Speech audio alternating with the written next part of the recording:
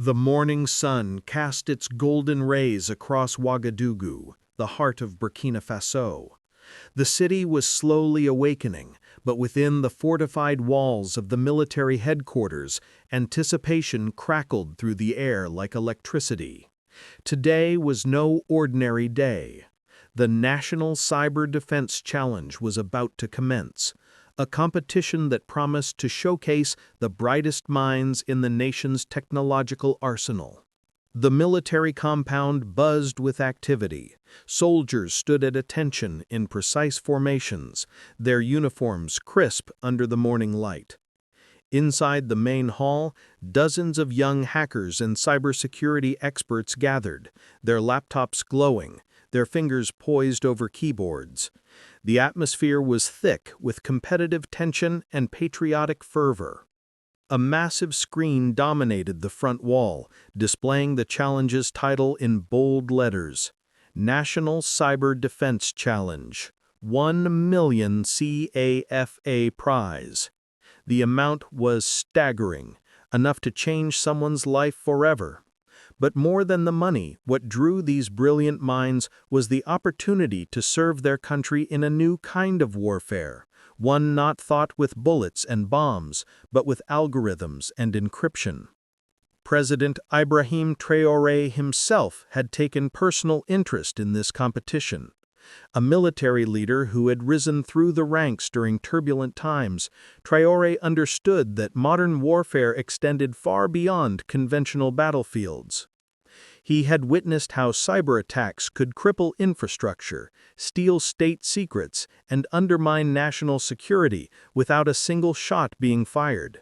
His vision was clear: Burkina Faso would defend itself not just with military might, but with intellectual superiority. Television cameras lined the walls, broadcasting live to the entire nation. News anchors spoke in hushed, reverent tones about the significance of this event. This wasn't merely a competition, it was a statement to the world that Burkina Faso was entering a new era, one where young minds would be the nation's greatest defense. Among the crowd of confident competitors, most were university graduates, military academy alumni, or employees of tech companies. They wore expensive watches, carried the latest laptops, and exuded the confidence that came from years of training and education. They joked amongst themselves, sizing up their competition, certain that one of them would emerge victorious. But outside the compound's imposing gates stood a figure that none of them had noticed, a young girl who would change everything. Zaria was only 9 years old, but her eyes held a determination that belied her age. Her clothes were worn and dusty, patched in places where the fabric had given way. On her shoulder hung a faded backpack, and in her small hands she clutched a laptop that had seen better days. The device was scratched and dented, its casing cracked, held together more by willpower than any actual structural integrity. To any casual observer, Zaria looked like she had wandered to the wrong place, perhaps a lost child looking for her parents. But there was nothing lost about this girl. Every step she took toward those gates was purposeful, driven by a promise she had made to herself and to the memory of someone she had lost. Captain Abdul Karim had been Zaria's father, a brilliant cyber engineer in the military who had vanished 5 years ago during a classified mission. The official report had listed him as missing, presumed dead. But Zaria had never accepted that conclusion. She remembered her father too vividly: his patient smile as he taught her to code, his gentle hands guiding hers over the keyboard, his voice repeating a lesson that had become her life's philosophy: "Knowledge, my daughter, is the most powerful weapon of all." Her father had taught her everything he knew during their precious time together. Late into the nights, while other children slept, Zaria had sat beside her father, watching lines of code cascade down the screen like digital waterfalls. He explained encryption, network architecture, security protocols, and the fundamental principles that governed the digital world. What had started as a way to spend time with her daughter had evolved into a comprehensive education that few university students received. When Captain Karim disappeared, Zaria had been left with nothing but his old laptop, a few encrypted files, and memories that burned brighter than any photograph. The orphanage had taken her in, but it couldn't fill the void her father had left. So she did the only thing she knew how. She continued learning, continued coding, continued searching for answers in the digital realm where her father had been most alive. Now standing before the military compound's gates, Zaria knew she had no official invitation, no registered entry number, and no credentials that would satisfy the guards. But she had something more important: the skills her father had imparted and an unshakable conviction that she belonged in that hall. The guard at the gate noticed her approach and immediately broke into an amused smile. To him, she was just another curious child drawn by the spectacle. "This isn't a playground, little girl," he said, not unkindly. "The nation's finest engineers are competing here. This is serious business." Zaria met his gaze steadily. Her voice, though soft, carried an unexpected weight. "My father was in the military too. If he were alive, he would have brought me here himself. Captain Abdul Karim. Perhaps you knew him?" The guard's smile faltered slightly. The name sounded vaguely familiar, but he couldn't quite place it. Before he could respond, a voice crackled over his radio. "There's a child at the gate," came a military officer's voice from inside the hall. "She says she wants to participate in the competition. What should I do?" A moment of silence followed, and then everyone inside the hall heard President Traoré's response, his voice carrying an undertone of curiosity. "Let her in. Sometimes revolution begins with the smallest footsteps." The massive gates slowly swung open with a mechanical groan. Inside the hall, conversations ceased as heads turned toward the entrance. The clicking of Zaria's worn shoes against the polished floor echoed through the sudden silence. Every eye in the room fixed upon this unlikely newcomer, a small, dust-covered girl clutching an ancient laptop. Some of the young competitors couldn't suppress their laughter. "Is this a competition or a daycare center?" one muttered, loud enough for others to hear. "Look at that laptop. It's more artifact than technology," another snickered. A third added mockingly, "Maybe we should have an age requirement next time." But Zaria walked forward without acknowledging the ridicule. Her focus was entirely on the massive military display screen at the front of the hall. On it, system status information scrolled continuously, and one line caught her attention immediately. System status 91% secure. 91%. Most people would consider that excellent, but Zaria saw something different. She saw 9% vulnerability.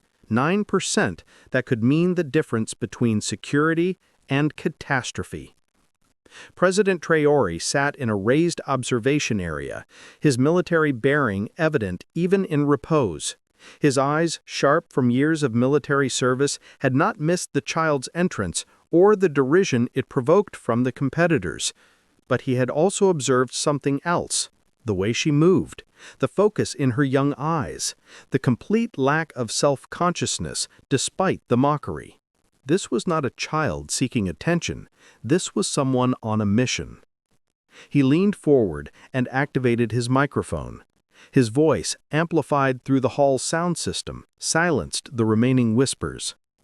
"Young lady, do you understand that this system was designed by some of the world's finest cybersecurity experts?" Zaria stopped and turned toward the president's platform. For a moment she seemed to consider her words carefully, and then she spoke with a clarity that surprised everyone in the room. Yes, Mr. President, I understand that. But even the strongest fortress is useless if one small door remains unlocked. Security is only as strong as its weakest point, and weakest points are often the ones we think are too small to matter. A profound silence descended upon the hall.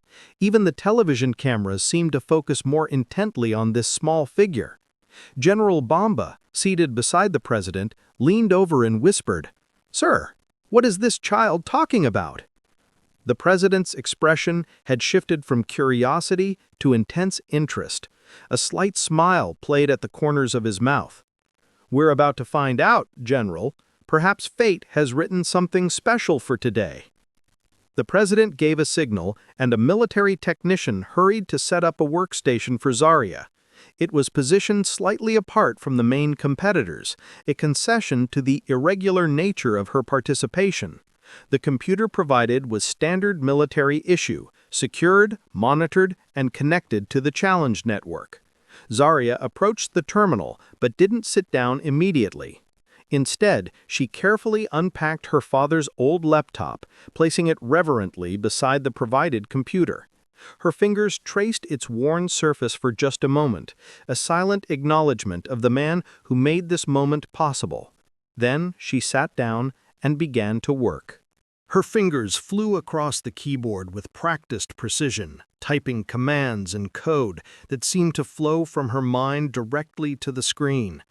She wasn't connected to the internet or the main network yet. She was working in an isolated environment, analyzing the system architecture from what she could observe. The other competitors had already begun their challenges, working through various security scenarios designed to test their skills. They were focused on their own screens, occasionally glancing at the main display to check their progress. Most had stopped paying attention to the strange girl who had wandered in from nowhere. But Zarya wasn't following the standard challenge protocol. She was looking for something else, something that the challenge designers hadn't intended as part of the competition.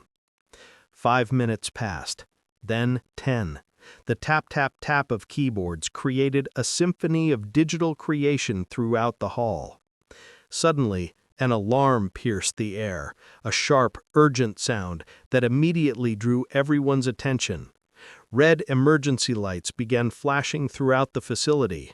The main display screen, which had been showing calm green status indicators, suddenly filled with a crimson warning.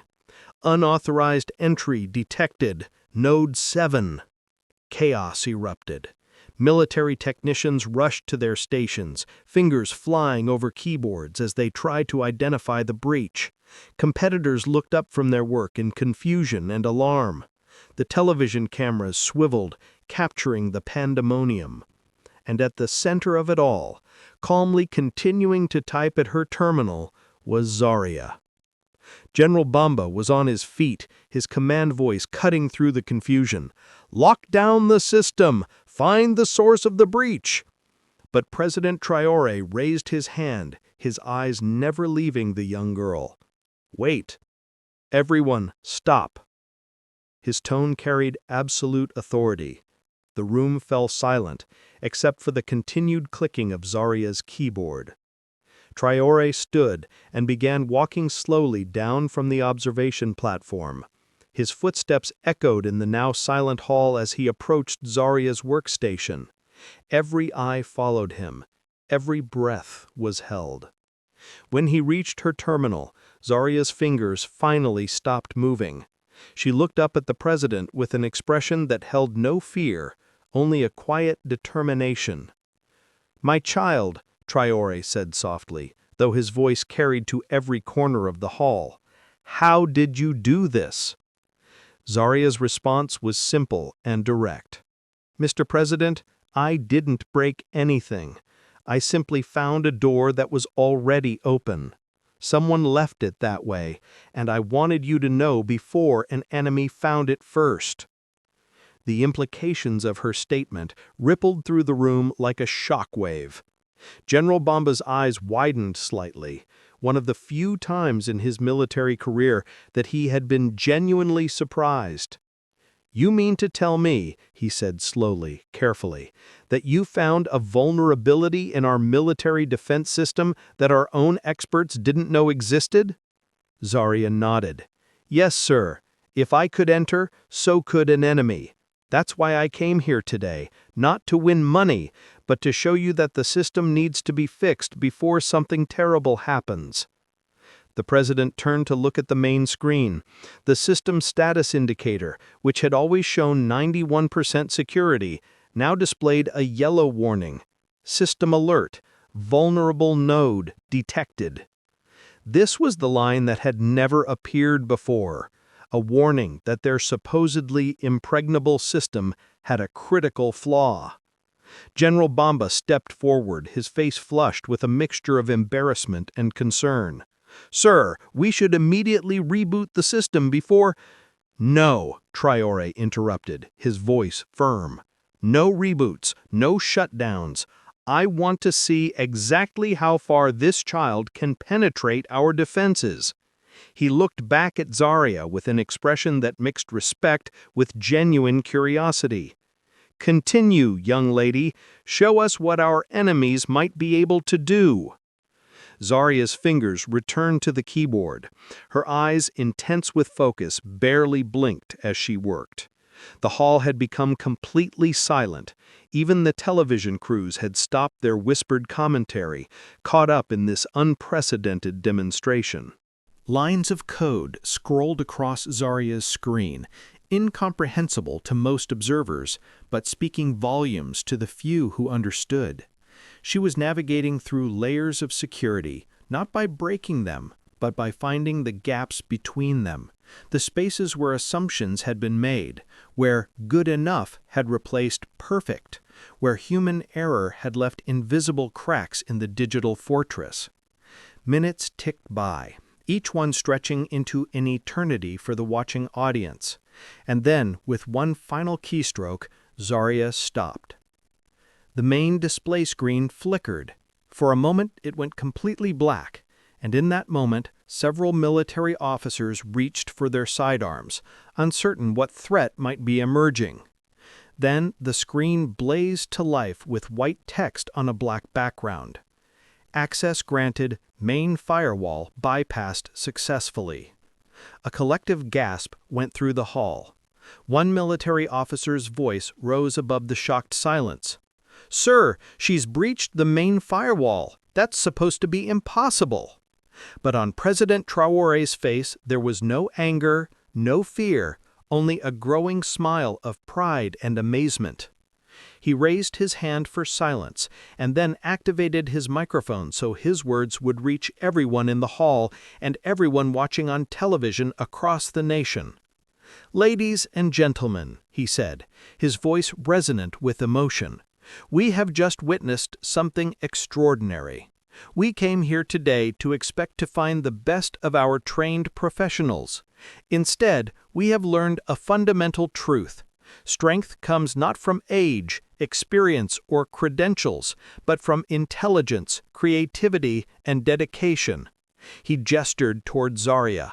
"This child, with her worn laptop and her father's teachings, has done what our finest security experts designed a system to prevent. She has shown us that we were vulnerable, and in doing so, she has made us stronger."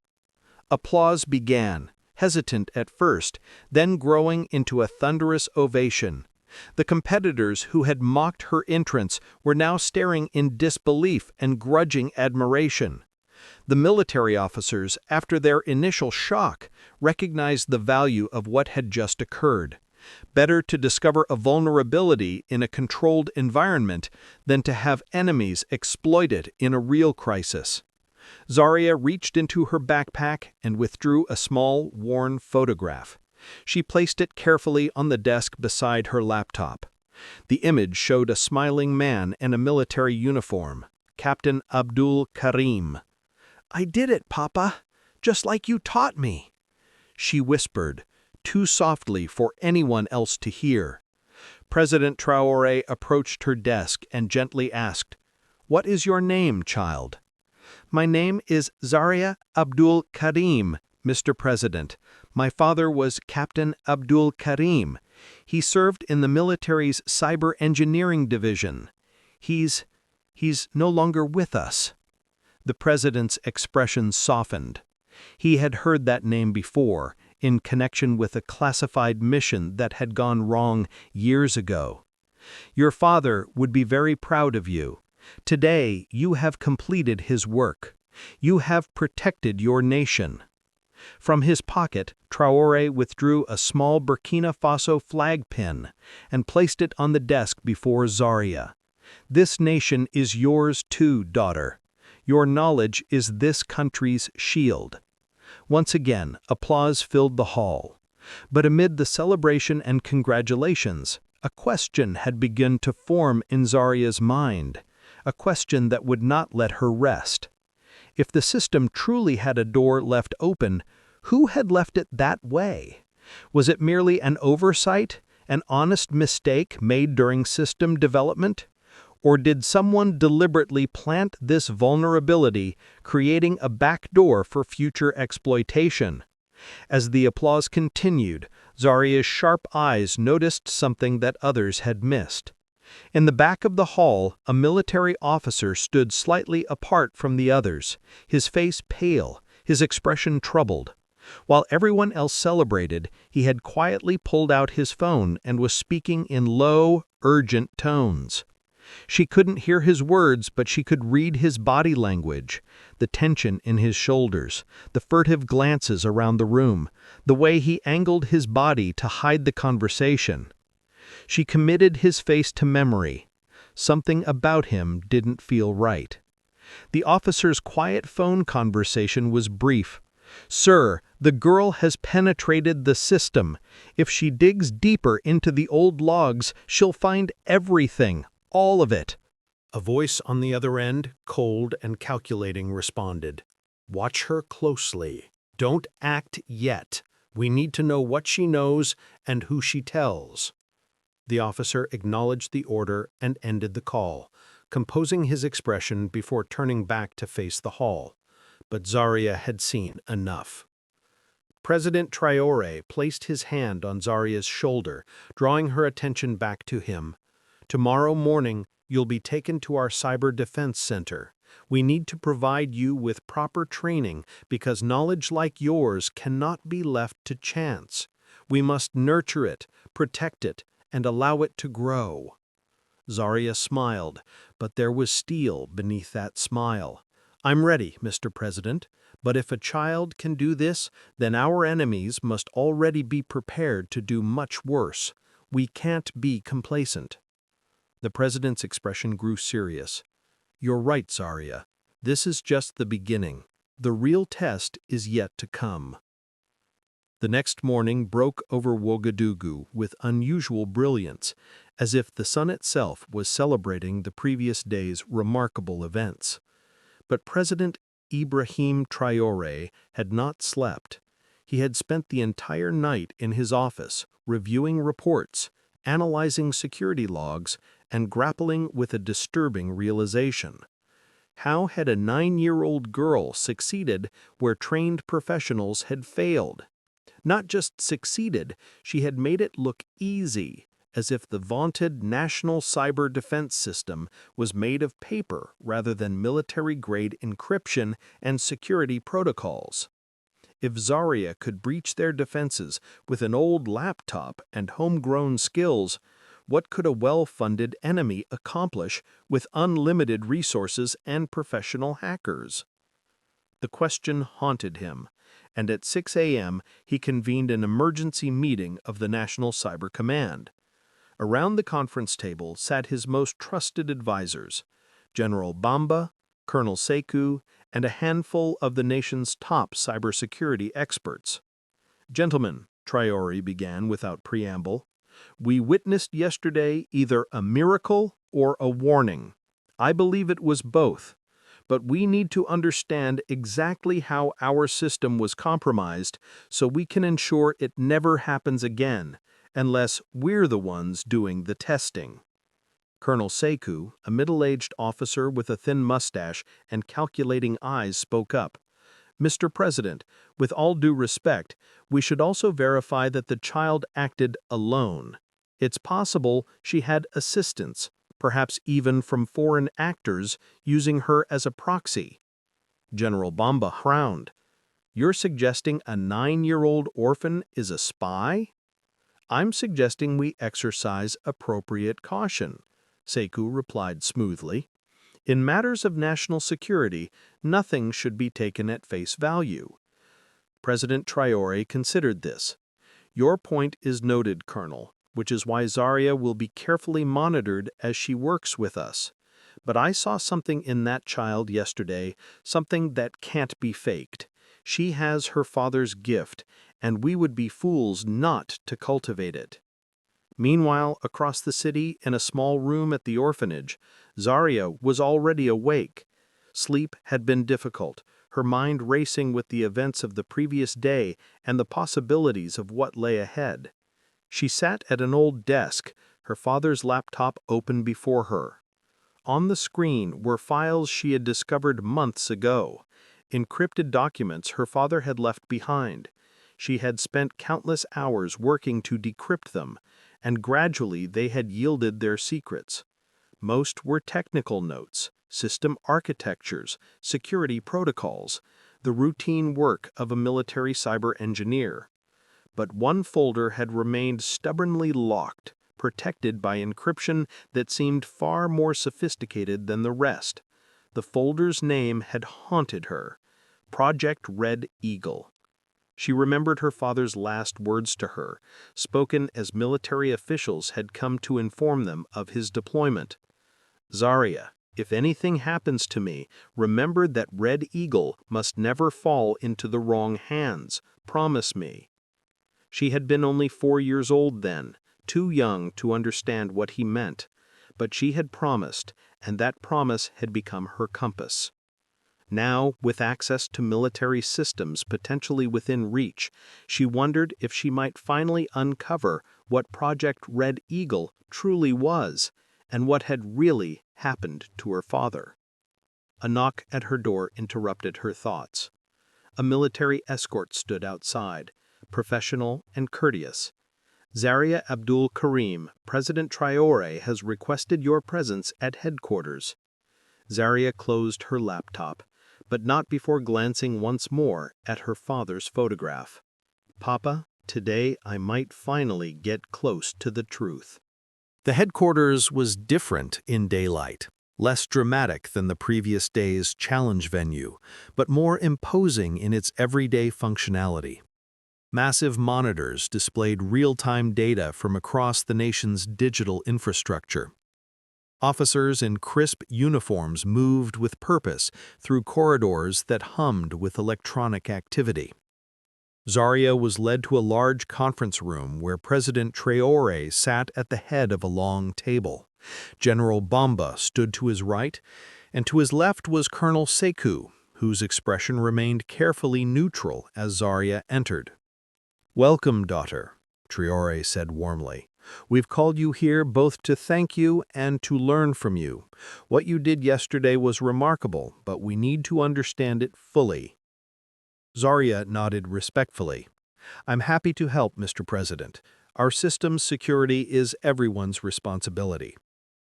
Colonel Sekou leaned forward slightly. "Yes, but we must also ensure that your demonstration was legitimate. Some might wonder if you had assistance, perhaps access to classified information or external help." The implication was clear, and it stung. Zaria's voice, when she replied, was steady but carried an edge. "Colonel, I used only what my father taught me: logic, patience, and the understanding that security systems are built by humans, and humans make mistakes. I found a mistake, that's all." President Traoré raised his hand before Sekou could respond. "Enough, Colonel. This child is not on trial. She's here to help us become stronger." He stood and gestured for Zarya to follow him. They left the conference room and walked through a series of corridors, each one requiring additional security clearances, until they reached a vault-like door. Traoré placed his hand on a biometric scanner, and the door slid open with a pneumatic hiss. Beyond lay the Cyber Core, the heart of Burkina Faso's digital defense network. It was breathtaking. Wall-sized displays showed flowing rivers of data, green and blue code cascading like digital waterfalls. Network maps displayed the nation's entire infrastructure, from power grids to communication systems, all interconnected in a vast web of light and information. This, Traoré said, is where all our defense servers converge. Everything that keeps our nation secure passes through this room. Zarya's eyes widened with wonder and professional interest. "Mr. President, may I examine the routing protocols? I'd like to understand how data flows through the system." Traoré smiled at her immediate focus on the technical aspects. "Carefully, yes. This place is for trusted individuals only, Zarya. I'm trusting you with access that even many of our officers don't have." Zarya approached one of the terminals and began to work, her fingers dancing across the keyboard with the confidence of someone far beyond her years. She pulled up system logs, examined data packets, traced routing pathways through the digital infrastructure. And then she found it. Her heart rate accelerated as she stared at the screen. There, buried in months of routine traffic, was something that didn't belong. Encrypted data packets sent regularly to an external IP address, consistently, methodically, for the past 5 years. 5 years, exactly when her father disappeared. Her hands trembled slightly as she dug deeper, tracing the packets back to their source within the military network. The origination point was flagged with a user ID S19. And attached to those packets, invisible to casual inspection, was a tag, Red Eagle. "Mr. President," Zarya said, her voice barely above a whisper, "I think you need to see this." Traoré moved to her terminal and she showed him what she had found. His face, usually so controlled, registered genuine shock. "Data has been leaving our secure servers for 5 years, outbound to foreign addresses. This is..." He paused, collecting himself. "This is espionage. Someone inside our own military has been feeding information to external actors." General Bamba, who had followed them into the core, stepped forward. "Sir, can she identify the source?" Zarya's fingers flew across the keyboard, drilling down through layers of logs and authentication records. And then she found it. The user account associated with the transmissions. User S19, registered to Project Red Eagle. The room fell silent. President Traoré's eyes met Zarya's, and in that moment an understanding passed between them. This was no coincidence. Her father's disappearance, the ongoing data leaks, and the vulnerability she had discovered yesterday, they were all connected. "Red Eagle was your father's mission," Traoré said softly, "wasn't it?" Zarya nodded, unable to speak. Her father's final warning echoed in her memory. Red Eagle must never fall into the wrong hands. Colonel Sekou had been standing near the door, observing silently. Now he spoke up, his voice perhaps a touch too casual. "Mr. President, those are likely just old backup protocols, automated transfers that should have been disabled but weren't. It's embarrassing, certainly, but not necessarily sinister." But Traoré was no longer listening to Sekou. His gaze was fixed on the screen, where Zarya had pulled up additional data. The external IP addresses weren't random servers or cloud storage. They resolved to locations in France and Israel, to corporate entities with known ties to private intelligence contractors. "General Bamba," Traoré said, his voice hardening. "I want the complete file on Project Red Eagle. Everything, and I want it now." "Yes, sir." "And Colonel Sekou," Traoré continued, turning to face the officer, "you were part of the Red Eagle operation, weren't you? You worked with Captain Abdul Karim." Sekou's expression remained neutral, but a fine sheen of perspiration had appeared on his forehead. "I was on the periphery, sir, support staff mainly." "Then perhaps you can help us understand what happened." It wasn't a question. Zarya looked at Colonel Sekou with new eyes. Something about him had bothered her from the moment she'd first seen him, and now she understood why. His reaction to her discoveries wasn't curiosity or concern. It was fear poorly masked as skepticism. "Mr. President," Zarya said quietly, "I'd like permission to conduct a deeper analysis of these transmissions. If my father was investigating this, then there might be more information hidden in his files." Traoré placed his hand on her shoulder. "Granted. But Zarya, you're no longer working alone. From this moment you're under military protection. Whatever your father was involved in got him killed. I won't let the same happen to you." As they left the cybercore, none of them noticed Colonel Sekou hanging back for just a moment, his hand moving to his pocket where his encrypted phone waited. A message had to be sent, and quickly. The enemy knew that Zarya was getting closer to the truth, and the enemy did not take kindly to exposure. That evening, Burkina Faso's military headquarters took on an atmosphere of barely controlled tension.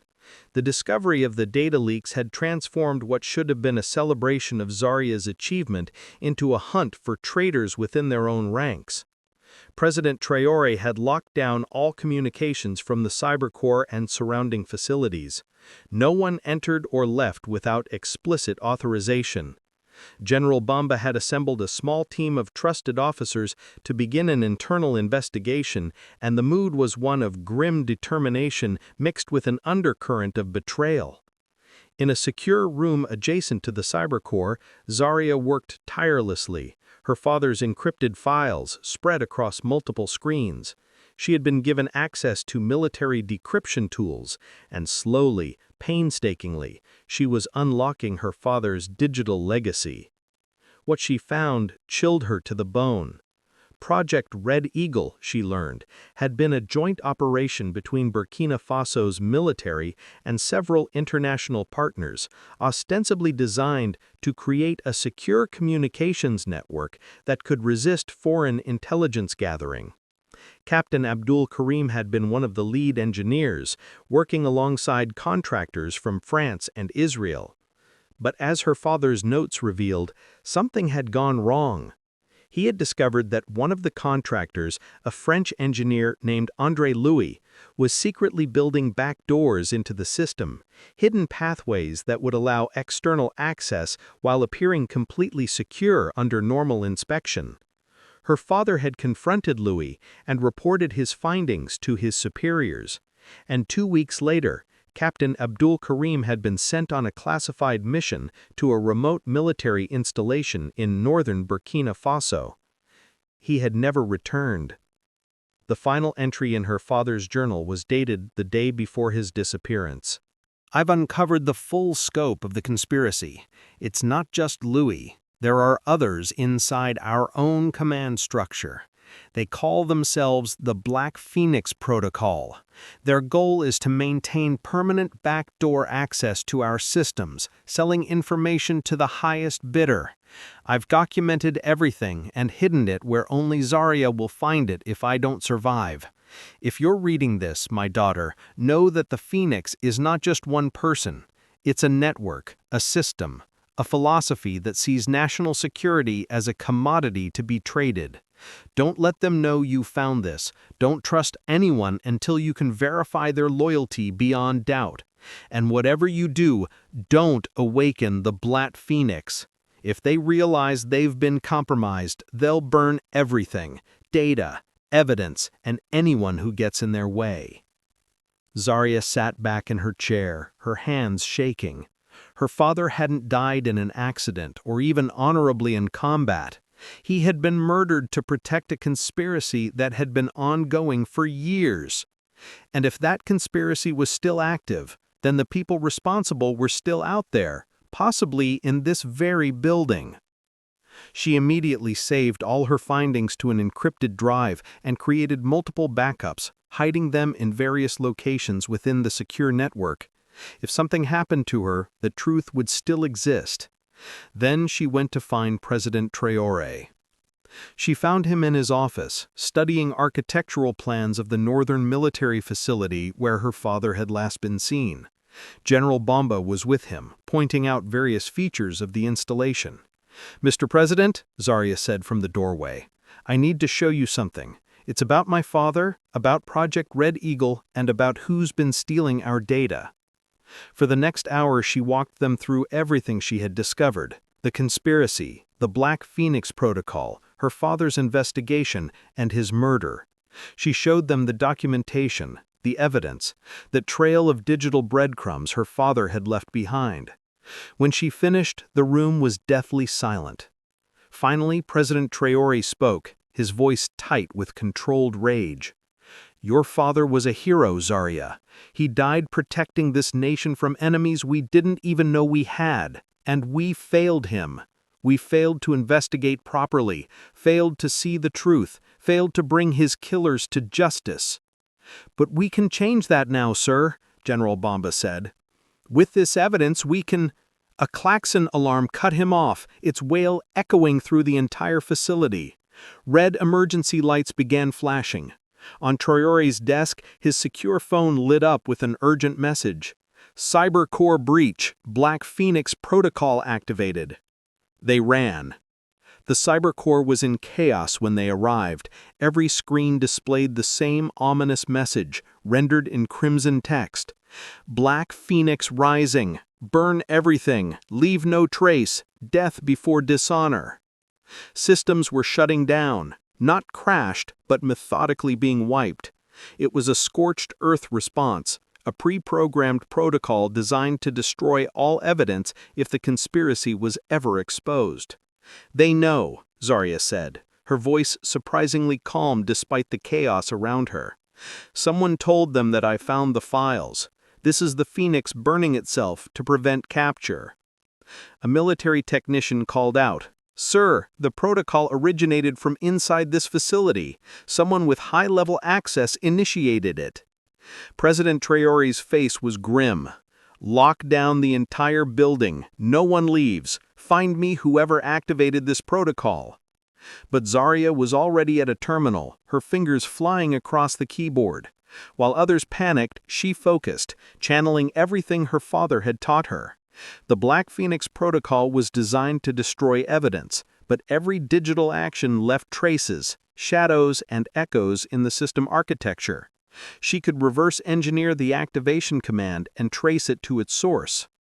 Minutes felt like hours as she worked, blocking deletion commands, routing data packets through secure backups, essentially fighting a digital battle against whoever was on the other end trying to erase the truth. And then she had it. The source terminal for the activation command. Terminal 7B, located in the administrative wing. And the user ID associated with it, Colonel Sekou. "Mr. President," she called out, "Colonel Sekou activated the protocol. He's the mole." General Bomba immediately grabbed his radio. "All units, locate and detain Colonel Sekou immediately. Consider him armed and dangerous." But Sekou was already gone, having fled the moment he initiated the Phoenix Protocol. However, he hadn't counted on Zarya's ability to work faster than his deletion scripts. By the time security forces were searching for him, Zarya had already secured copies of almost everything the Phoenix Protocol had tried to destroy. It took 2 hours to corner Sekou in a remote section of the compound. He didn't resist arrest, seeming almost relieved that it was finally over. As military police led him away in handcuffs, he looked directly at Zarya.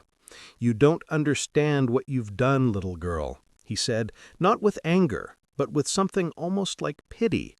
"The Phoenix isn't just me. It's an idea, a network that spans continents. You've cut off one head, but the beast has many more. Red Eagle isn't dead. It's been reborn, stronger and more dangerous than before." Zarya stepped forward, her young face set with determination. "Then we'll find every head and cut them all off. My father started this fight, and I'll finish it." Sekou laughed bitterly as the guards pulled him away. "Your father thought the same thing. Look where that got him." President Traoré placed a restraining hand on Zarya's shoulder as she started forward, anger flashing in her eyes.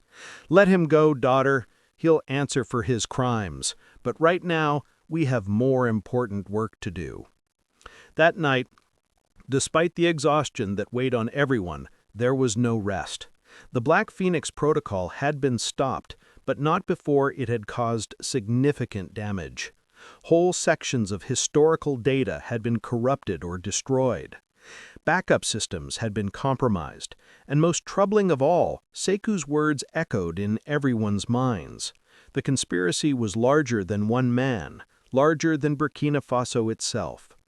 In an emergency session that lasted until dawn, President Traoré, General Bamba, and a small circle of verified loyal officers planned their next move. Zarya sat with them, no longer a child seeking approval, but a vital member of the team. "The northern installation," Zarya pointed to a map spread across the conference table. "My father's last known location. If the Phoenix Protocol originated 5 years ago, that facility might hold answers. It was supposedly discommissioned after my father's disappearance, but what if it wasn't? What if it's still operational?" General Bamba studied the map.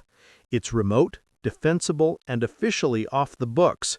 If I wanted to maintain an illegal operation, that's where I'd do it." President Traoré made his decision. "We go in. Small team, absolute secrecy. If there are more conspirators in our ranks, we can't let them know we're coming." "I'm going with you," Zarya stated flatly. "Absolutely not," Bamba responded immediately. "It's too dangerous. You've done more than enough, child." "With respect, General, I'm not asking for permission. This is my father's mission, and I'm the only one who knows what he was looking for. Besides," she pulled up a schematic on her laptop. "According to his notes, the facility's security systems use encryption protocols he designed. I can get us in without triggering alarms. Can anyone else here say the same?" The adults exchanged glances. She was right, and they knew it. President Traoré finally nodded. "You come, but you stay protected at all times. If there's danger, you follow orders without question. Agreed?" "Agreed, Mr. President." The team assembled in the pre-dawn darkness. President Traoré, General Bamba, and a hand-picked squad of 6 Special Forces soldiers whose loyalty had been verified through every means possible. They traveled in unmarked vehicles, taking secondary roads to avoid attention. The journey north took them through increasingly remote terrain. The lush greenery around Ouagadougou gradually gave way to drier, rockier landscape. By afternoon they were in hill country, where vegetation clung stubbornly to ancient stone, and the only signs of civilization were occasional shepherds with their flocks. As they traveled, Zarya reviewed everything her father had documented about the facility. It had been built during an earlier era as a communications relay station, its remote location ideal for long-range transmissions. When satellite technology had made such stations obsolete, it had been officially discommissioned. But clearly someone had found another use for it. They arrived as the sun was setting, painting the hills in shades of amber and crimson. The facility was barely visible from the road, camouflaged by years of neglect and clever positioning behind a rocky outcrop. To the casual observer, it appeared completely abandoned. Crumbling walls, overgrown pathways, broken windows like empty eye sockets. But Zarya's equipment told a different story. "Mr. President, I'm picking up active power signatures. Not much, but enough to run a small server farm. And there's wireless activity, encrypted, rotating frequencies. Someone's definitely here." General Bamba deployed his soldiers in a perimeter while he, Traoré, and Zarya approached the main entrance. The door was rusted but not locked. opening with a shriek of protesting metal that echoed across the hills. Inside, the air was cool and stale, thick with dust that danced in the beams of their flashlights. But beneath the apparent decay, they found evidence of recent activity: footprints in the dust, empty water bottles, and most tellingly, fresh power cables running along the walls, leading deeper into the facility. They followed the cables down a concrete staircase into what had once been the station's underground operations center. With each step downward, the temperature dropped, and the sense of descending into something deliberately hidden grew stronger. At the bottom of the stairs, a steel door blocked their path. Unlike everything else they'd seen, this door was new, fitted with modern security, a keypad and biometric scanner.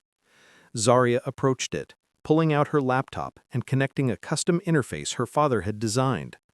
Papa's notes said he built a master override into the facility's original systems, if it's still active. Her fingers danced across the keyboard, running programs that probed the door's security, looking for the digital signature her father would have left behind. Seconds stretched into minutes. Sweat beaded on her forehead despite the cool air. And then, with a satisfying click, the door's lock disengaged. Beyond lay a sight that took their breath away. The room was vast, carved deep into the bedrock beneath the hill. Banks of computers lined the walls, their status lights blinking in patterns that indicated active operation. Large monitors displayed network diagrams, data streams, and surveillance feeds from locations around the world. But what drew Zarya's attention most was the far wall, where a large screen dominated the space. On it, rendered in stylized graphics, was a phoenix, black wings spread wide, rising from flames that seemed to flicker and dance. And beneath it, a message in multiple languages, including French, English, and Arabic. Black Phoenix Immortal. We are the Watchers. We are the traders. Information is power. Power is profit. Nations are customers. Loyalty is a transaction. Dear God, General Bamba whispered. This isn't just espionage, it's an entire philosophy. They've commodified national security. President Traoré's face was a mask of barely controlled fury. They've been selling our secrets, our nation's security to the highest bidder. How many have died because of this? How many operations were compromised? Zarya was already at the main terminal, her laptop connected and pulling data. Mr. President, the server logs show connections to buyers in France, Israel, China, Russia, and the United States. They've been selling to everyone, whatever someone would pay for. Military movements, infrastructure vulnerabilities, diplomatic communications, it's all here.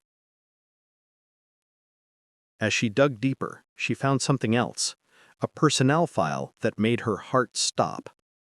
Captain Abdul Karim, status eliminated, threat level critical, reason discovered core operations and could not be turned or contained. Her father's death documented like a business transaction. But below that entry was another name that made the mystery even deeper. Andre Lewis, status active field agent, current location Paris, assignment maintain European client relationships and recruit new assets. Andre Lewis, Traoré said. The French contractor your father identified. He's still operational? Before Zarya could answer, alarms shrieked throughout the facility. The monitors flashed red, and a computerized voice began counting down in French. 10, 9, 8. It's a self-destruct protocol, Bamba shouted. We need to get out, now! But Zarya's fingers flew across her keyboard even as the countdown continued. 7, 6, 5. Zarya, we have to go! Traoré grabbed her shoulder. Not yet. I can stop it. She executed a command sequence, her father's override codes flowing through the system like a key turning in a lock. 4, 3, 2. The countdown stopped. The alarms fell silent. On the screen, the Phoenix image shattered into fragments and disappeared, replaced by simple text. Master override accepted. Abdul Karim authorization confirmed. Black Phoenix protocol neutralized. All data secured. Zarya slumped in her chair, the adrenaline that had sustained her suddenly draining away. "Papa's final gift," she whispered. "He built a kill switch into their entire system, hidden where only someone with his knowledge could find it." President Traoré knelt beside her chair. "You did it, daughter. You've dismantled their operation and secured evidence against all of them." "But Andre Lewis is still out there," Zarya said, her voice gaining strength. "And if Sekou was right, there might be others. The Phoenix might be neutralized here, but the network remains." "Then we take the fight to them," Traoré said firmly. "But first, we get this evidence to safety and ensure it can never be destroyed." Over the next several hours, a larger military team secured the facility and began the painstaking process of cataloging and extracting every piece of data. The evidence was staggering. Years of transactions, thousands of classified documents sold, a web of corruption that touched governments and corporations across multiple continents. Burkina Faso's small nation had stumbled onto an international conspiracy that made headlines around the world. The revelation of the Black Phoenix Network sent shockwaves through the international community.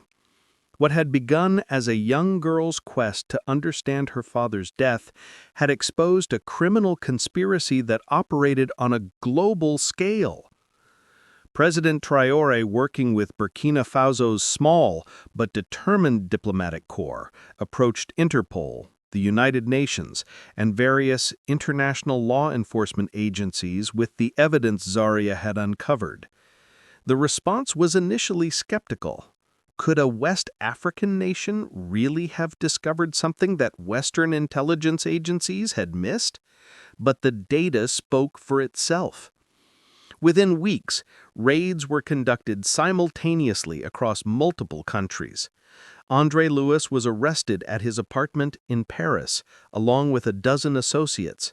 In Tel Aviv, Moscow, Beijing, and Washington, D.C., other members of the network were taken into custody. The Black Phoenix, which had operated in shadows for nearly a decade, was suddenly exposed to harsh daylight. But the operation's success came with complications. Some of the arrested individuals were connected to powerful interests, defense contractors, former intelligence officers, politicians who had used Phoenix services while in office. The trials promised to be messy, politically charged affairs that would drag on for years. Throughout it all, Zarya became an unexpected symbol.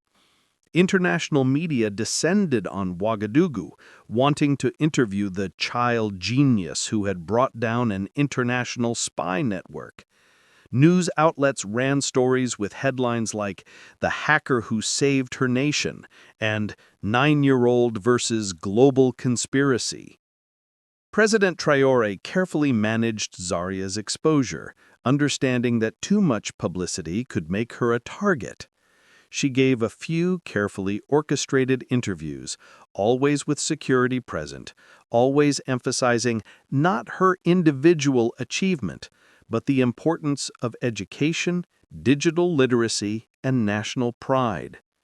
She told one interviewer, "I didn't do this alone. I stood on the shoulders of my father, who gave his life for the truth. I was helped by President Traoré, who believed in me when others laughed, and I was motivated by love for my country. That's not genius. That's what every citizen should feel." Her words resonated, particularly with young people across Africa, who saw in her proof that they too could make a difference, that age and circumstances didn't have to limit their impact on the world. But Zarya herself was struggling with her newfound fame. She was still a child, still grieving her father, still processing the violence and betrayal she had uncovered. The orphanage where she had lived no longer felt safe. Too many people knew where to find her. President Traoré made the decision to place her in protective custody within the military compound, with round-the-clock security. It was a gilded cage, and sometimes Zarya felt suffocated by it. One evening, about 2 months after the Northern Facility raid, she sat alone in her assigned quarters, staring at her father's photograph. She had achieved what she set out to do. She had found the truth, brought her father's killers to justice, and protected her nation from ongoing threats. But why did she feel so empty? A knock at her door interrupted her melancholy. General Bomba entered, his usually stern face softened with concern. "Not sleeping well?" he asked. Zarya shrugged. "Hard to sleep when you keep thinking about everything that happened." Bomba sat in a chair across from her. "You know, when I was young, not much older than you, I watched my village burn during the civil conflicts. I couldn't stop it. I couldn't save my family. For years, I carried that helplessness inside me like a stone." "How did you deal with it?" "I made a choice," Bomba said. "I could let that helplessness define me, or I could transform it into purpose. I joined the military, not for revenge, but to protect others from experiencing what I had experienced. Your father made a similar choice, and so have you." "But what comes next?" Zarya asked. "I've solved my father's murder, stopped the Phoenix.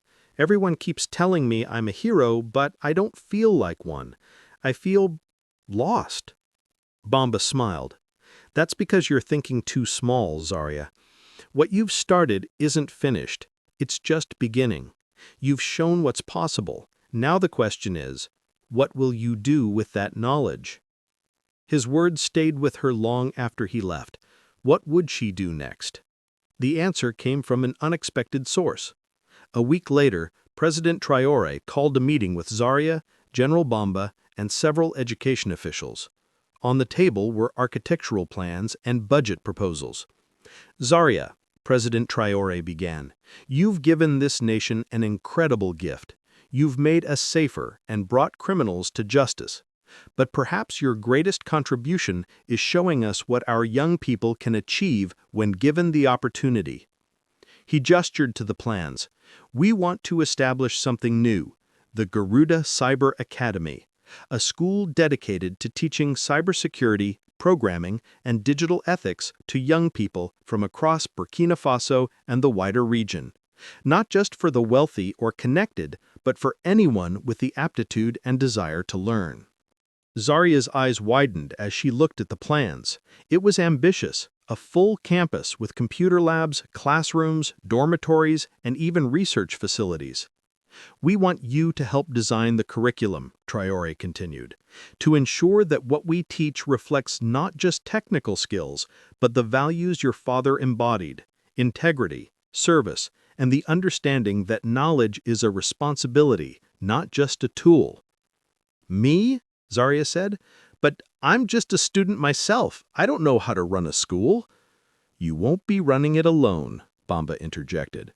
"We'll have experienced educators, administrators, and technicians. But you bring something they don't. You understand what it means to learn in difficult circumstances, to be underestimated, to have to prove yourself against doubt. That perspective is invaluable." One of the education officials, a kindly woman named Dr. Kanade, added, "Plus, Zarya, you're closer in age to our students than we are. You can bridge the gap between young people's experiences and adult expectations. You can inspire them in ways we cannot." Zarya looked at her father's photograph, which she had brought to the meeting. She could almost hear his voice. "Knowledge, my daughter, is the most powerful weapon of all." "Okay," she said, her voice gaining strength. "I'll do it, but on one condition. The academy has to be truly open to everyone. No entrance fees, no discrimination. If a student has the ability and the desire, they get in, even if they're an orphan with a broken laptop." President Traoré smiled broadly, "especially if they're an orphan with a broken laptop. Deal." The construction of the Garuda Cyber Academy took 8 months. During that time, Zarya threw herself into the project with the same intensity she had brought to uncovering the Black Phoenix conspiracy. She worked with educators to design courses that balanced technical skills with ethical frameworks. She tested software and security systems. She even helped design the Academy's logo, a stylized Garuda, a mythical eagle, with circuit patterns in its wings, symbolizing the fusion of tradition and technology. But perhaps her most important contribution was in student recruitment. Zaria insisted on traveling to rural areas, to orphanages, to underfunded schools, places where talented young people might not even know that opportunities like the Academy existed. She gave talks, demonstrated coding, and told her story, always emphasizing that she was nothing special, just someone who had been given a chance. The response was overwhelming. When applications opened, the Academy received over 5,000 submissions for its first class of 100 students. The selection committee, which included Zaria, reviewed each application carefully, looking not just at technical ability, but at character, determination, and potential. Among those selected was a 12-year-old girl from a remote village who had taught herself programming using an old smartphone and free online resources. There was a 16-year-old boy who had dropped out of school to work but spent his nights learning cybersecurity. There was a 14-year-old who had created a basic encryption system to protect her school's records from corruption. Each story reminded Zaria of her own journey, and she felt a deep connection to these young people who, like her, refused to let circumstances define their limits. The Academy's opening ceremony was held on a bright morning that seemed to promise new beginnings. A crowd of thousands gathered: students, families, government officials, international observers, and media from around the world. The campus itself was modest by wealthy nation standards, but extraordinary for Burkina Faso. Modern buildings powered by solar panels, computer labs equipped with current technology, a library filled with books and digital resources, and dormitories that provided safe, comfortable housing for students who came from far away. President Traoré gave the opening address, speaking about knowledge as power, education as liberation, and youth as the nation's greatest resource. But the moment that brought tears to many eyes came when he unveiled a statue, not of himself or any political figure, but of Captain Abdul Karim, Zaria's father, holding a laptop and looking toward the horizon. The plaque read, "Captain Abdul Karim, in the darkness he sought truth. In death he inspired light. May all who enter here walk in his footsteps." Zaria stood before her father's statue, unable to speak, for several minutes. Finally, she turned to the assembled students and said, "My father believed that every problem has a solution if you're patient, clever, and committed enough to find it. He also believed that the purpose of knowledge is service, that what we learn we must use to make the world better. This academy isn't just about creating skilled programmers or security experts. It's about creating good people who happen to be skilled programmers and security experts. Welcome to Garuda. Let's prove we deserve this opportunity." The first months of the academy were challenging. Many students came from backgrounds with limited computer access and had to catch up quickly. Others struggled with the academic rigor or the discipline required. There were technical problems, funding shortfalls, and the inevitable growing pains of any new institution. But there were also triumphs. Students who had never touched a computer quickly became proficient. Projects emerged that addressed real problems. A student developed a low-bandwidth communication app perfect for rural areas with poor internet. Another created a system to detect fraudulent mobile money transactions. A team worked on educational games to teach coding to even younger children. Zaria, now 10 years old but with responsibilities far beyond her years, found herself settling into an unexpected role. She was part student, part teacher, part inspiration, and part administrator. She attended classes herself, continuing her own education, but she also mentored struggling students, helped troubleshoot technical issues, and represented the academy at official functions. Sometimes it felt like too much.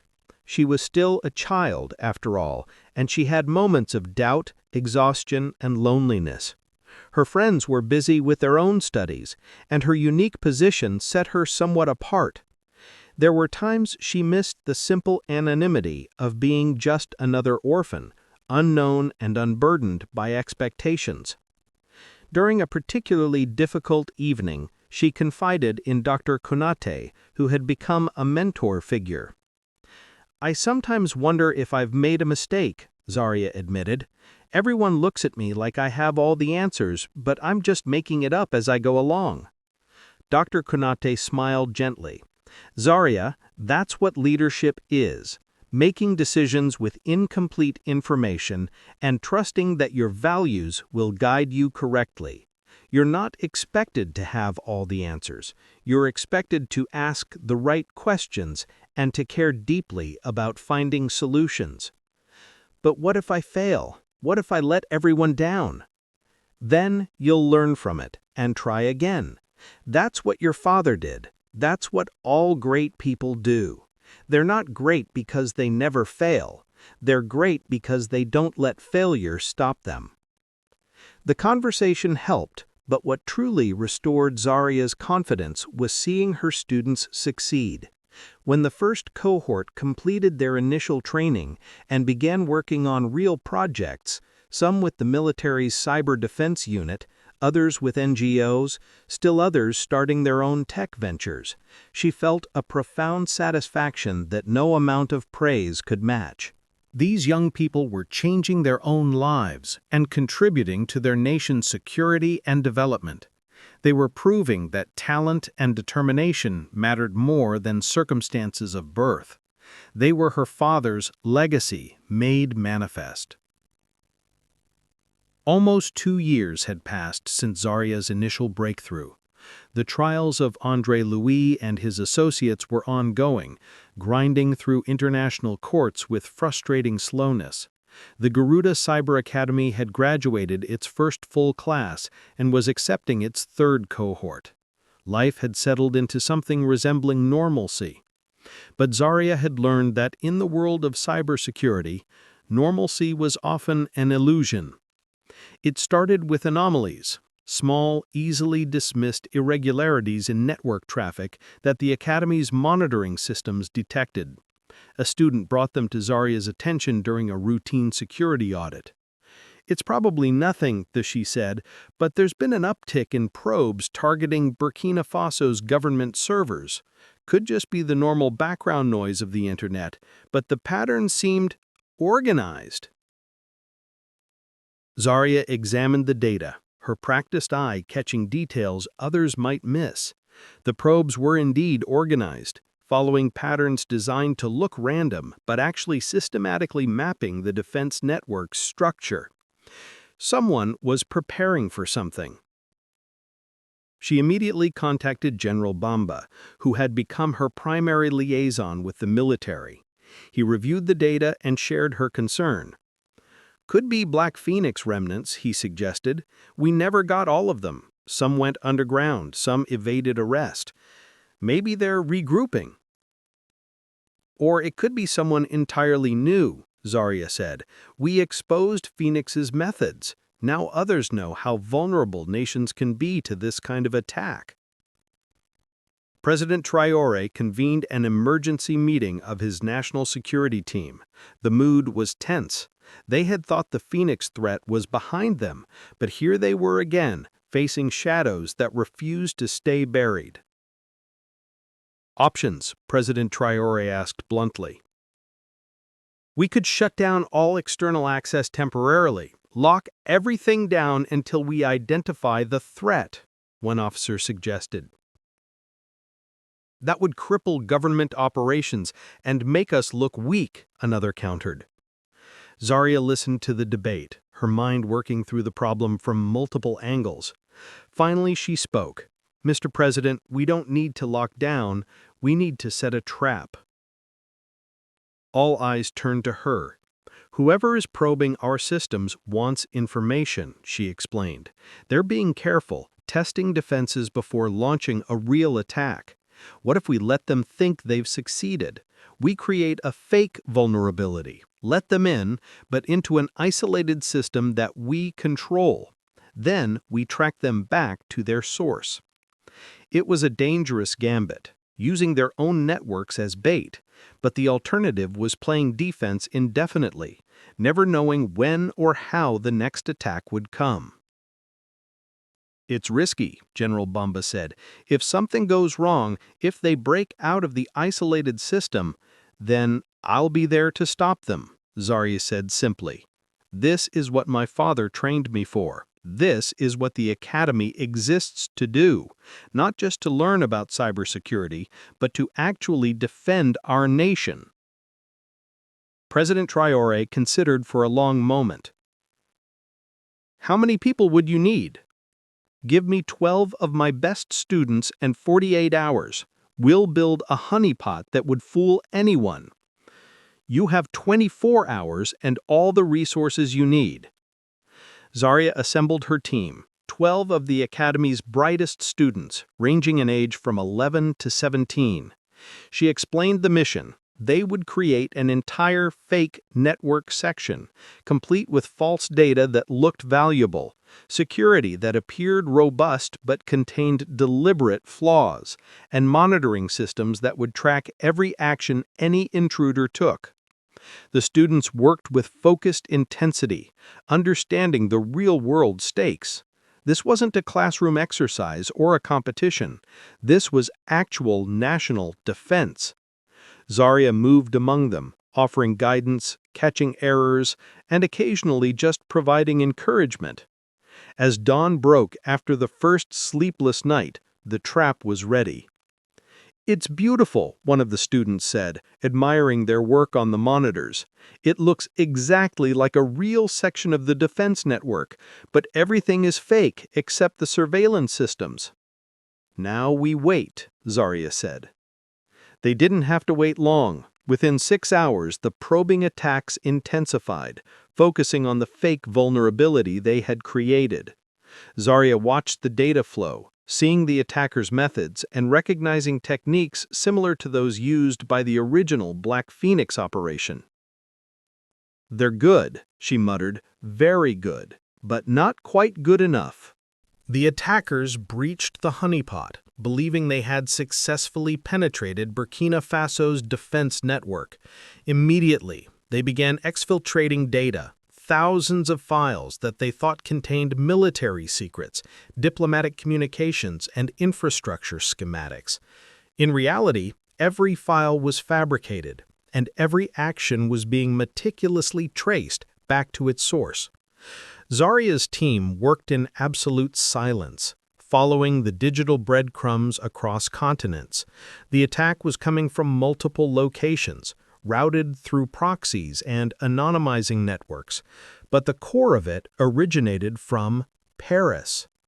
Mr. President, Zarya reported hours later, we've traced the attack to a specific building in Paris.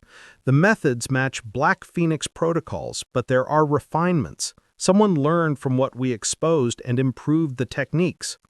Could André Louis be involved? He's supposed to be in custody awaiting trial. I don't think he's directly involved, Zarya said slowly, studying the data. But someone who learned from him certainly is.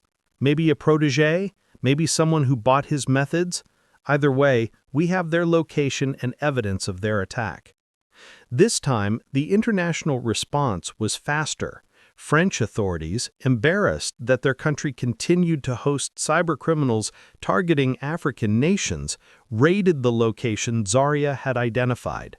They found a sophisticated operation run by 3 individuals, 2 former Phoenix associates who had evaded the initial arrests, and 1 new recruit, a brilliant but morally bankrupt programmer who saw cyber espionage as a lucrative career. The arrests made headlines again, but this time the story was different. This time it wasn't about a child prodigy stumbling onto a conspiracy. It was about a capable defensive system built and operated by Burkina Faso's own people, successfully protecting their nation. Zaria gave a press conference after the arrests, standing alongside President Traoré and surrounded by her student team. 2 years ago, I discovered vulnerabilities that others had missed. Today, we demonstrated that those vulnerabilities have been addressed. Our nation's cyber defenses are no longer a weakness, they're a strength. And that's not because of me, it's because of these students behind me, because of the Academy's teachers, because of our government's commitment to education and security. We are not just consumers of technology, we are its masters, its defenders, and increasingly, its creators. The message resonated far beyond Burkina Faso. Other African nations reached out, seeking partnerships and training. The Garuda Academy began accepting international students and sharing its curriculum. What had started as one girl's quest for justice was becoming a continental movement toward technological self-sufficiency and security. 5 years after Zaria first stood at the gates of the military headquarters, the landscape of West African cybersecurity had been transformed. The Garuda Academy had expanded to 3 campuses across Burkina Faso and had affiliated programs in 7 other nations. Thousands of students had passed through its programs, and Garuda graduates were making their mark across the continent, in government, in private sector, in education, and in entrepreneurship. Zaria herself, now 14, was still involved with the academy but had also taken on new challenges. She served as an advisor to the African Union on cybersecurity policy, consulted with various governments on defensive strategies, and continued her own education through a unique combination of academy classes, university-level courses, and practical experience that no traditional education path could provide. She had also, quietly and with great emotion, overseen the completion of a memorial garden at the academy. It honored not just her father, but all those who had died protecting their nations from cyber threats. The centerpiece was a reflecting pool surrounded by trees, and at its center, a statue of a phoenix. Not the black phoenix of the conspiracy, but a golden one rising from flames, symbolizing rebirth and renewal. The inscription read, "They tried to burn the truth. Instead, they lit the fire of change." On the 5th anniversary of her father's death, Zaria sat alone in that garden, reflecting on everything that had happened. She was no longer the desperate orphan with a broken laptop, no longer the child seeking answers. She had found those answers, had extracted justice, and had transformed her pain into purpose. But she was also aware that the work was never truly done. Cyber threats evolved constantly. New bad actors emerged as quickly as old ones were caught. Technology that could protect could also be used to harm. Vigilance could never be abandoned. A voice interrupted her contemplation. Do you ever miss it, the simplicity of when it was just you against the system? She turned to see General Bamba, now promoted and serving as the nation's cyber defense minister, approaching along the garden path. Sometimes, she admitted, it was clearer then, right and wrong, heroes and villains. Now everything is more complicated. Bamba sat beside her. That's maturity, recognizing complexity. But you know what hasn't changed? Your fundamental approach. You still ask the same question your father taught you. What's the truth, and how do I protect it? Zaria smiled.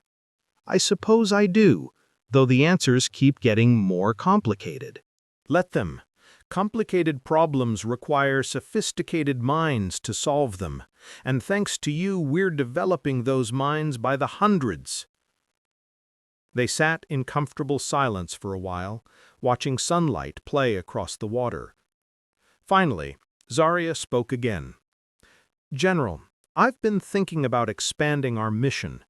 We've focused on defense, protecting against attacks, identifying vulnerabilities. But what if we went further? What if we worked on using technology to solve other problems? Poverty, healthcare access, education in remote areas. You want to become a development organization? I want to prove that technology in the right hands can do more than just prevent harm, it can create good. My father protected information. I want to see information set people free. Bumba considered this. You'd need resources, partnerships, government support. And I'd need experienced advisors who understand both the technical and political challenges, Zarya said, looking at him meaningfully. He laughed. You're recruiting me? I'm asking for your wisdom, just as I did 5 years ago when I showed up at headquarters with a broken laptop and an impossible dream. That impossible dream became reality, Zarya. I suppose I shouldn't doubt what you can accomplish. As the sun set over the academy, casting long shadows across the memorial garden, Zarya Abdul Karim felt a sense of peace that had eluded her for years. Her father's death would always leave a scar, but that scar had become a source of strength rather than weakness. She thought about all the young people currently studying at Garuda campuses, each with their own stories of struggle and aspiration. Some had lost parents like she had. Others had overcome poverty, discrimination, or simply the low expectations of a world that didn't believe in them. But all of them had found in this institution a chance to prove that their circumstances did not define their potential. That night, Zarya gave a speech to the incoming class of students, a tradition she had maintained even as her other responsibilities grew. You come here from different places, different backgrounds, different experiences. Some of you have had advantages. Others have had to fight for every opportunity. None of that matters now. What matters is what you do with the knowledge you gain here. 5 years ago, I stood where you stand, uncertain, a little scared, but determined to prove myself. I had a specific mission then, to find out what happened to my father and to ensure his work was not in vain. I achieved that mission, but in doing so I discovered something larger. I discovered that one person with knowledge and courage can make a difference, and I discovered that many people with knowledge and courage can change the world. You are those people. Each of you has already overcome obstacles to get here. Now you'll learn to overcome different kinds of obstacles, technical challenges, ethical dilemmas, the temptation to use your skills for personal gain rather than collective good. This academy will give you tools. What you build with them is up to you. My father used to say that knowledge is the most powerful weapon. I believe that, but I'd add something. Knowledge without character is just ammunition for sale to the highest bidder. We've seen where that leads. Instead, I challenge you to become guardians, protectors not just of systems and data, but of the values that make those systems worth protecting. Welcome to Garuda. Welcome to the beginning of your transformation. Let's show the world what we can do. The applause that followed was enthusiastic, but Zarya barely heard it. Her eyes had found her father's statue across the garden, illuminated now by carefully placed lights that made it glow softly in the darkness. I kept my promise, Papa. Red Eagle never fell into the wrong hands, and now hundreds of new eagles are learning to fly.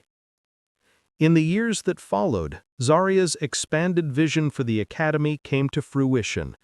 Garuda graduates didn't just defend systems, they built new ones. They created apps that connected rural farmers with market prices, preventing exploitation. They developed health tracking systems for